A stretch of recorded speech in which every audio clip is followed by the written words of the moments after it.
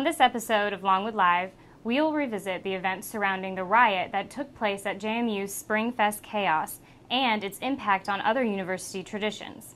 We'll also take a look back at this past weekend's annual Walk for Cancer, as well as a new recreational hit on campus. I'm Megan Kozik. Stay tuned.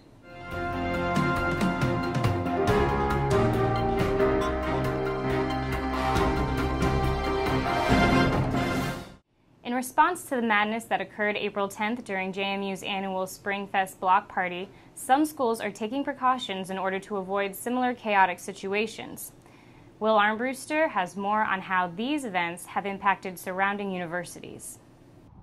In response to the hazardous events that took place 2 weekends ago in Harrisonburg, Virginia during James Madison University's annual Spring Fest, University President Linwood Rose issued a statement to the school's participants, stating that the collective behavior was an embarrassment to the university and a discredit to their reputation. The block party was originally planned to take place in the Fox Hills apartments located off Devon Lane, however was moved to the Forest Hills establishments after Harrisonburg police announced that the area would be heavily protected by police officials. After the festivities of roughly 8,000 people got out of hand, police arrived only to be bombarded with beer bottles, rocks, and other unanimous objects.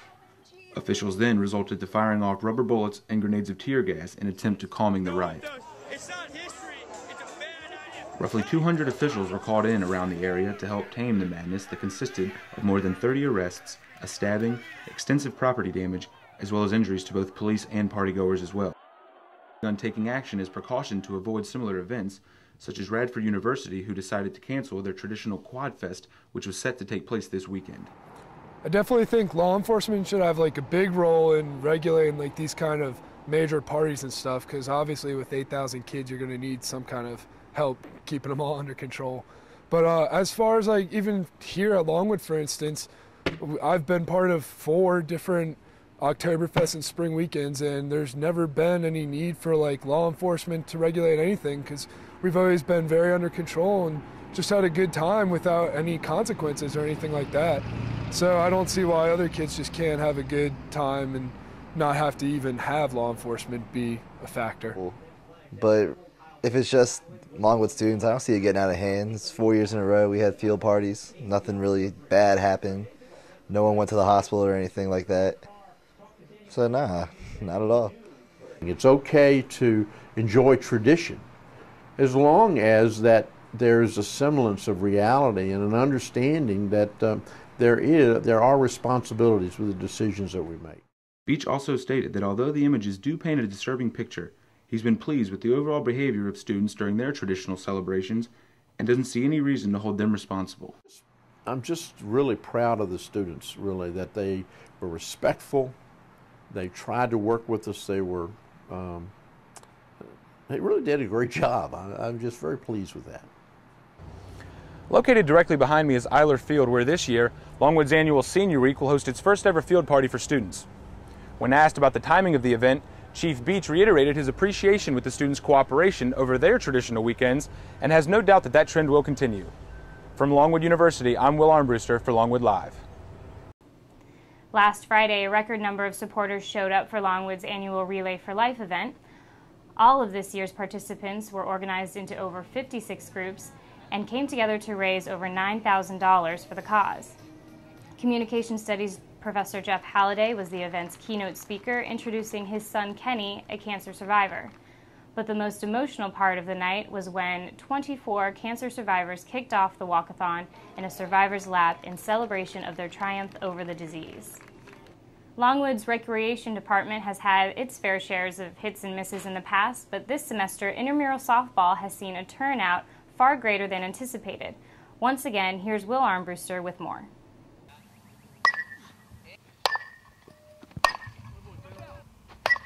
Whether it's a passion for America's greatest pastime or the simple enjoyment of some recreational competition with friends, intramural softball offers students and faculty alike an outlet for all of the above.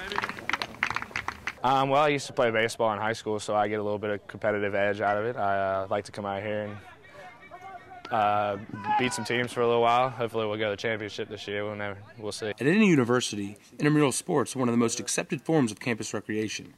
And with 20 teams registered this spring, softball has become one of the most popular at Longwood University.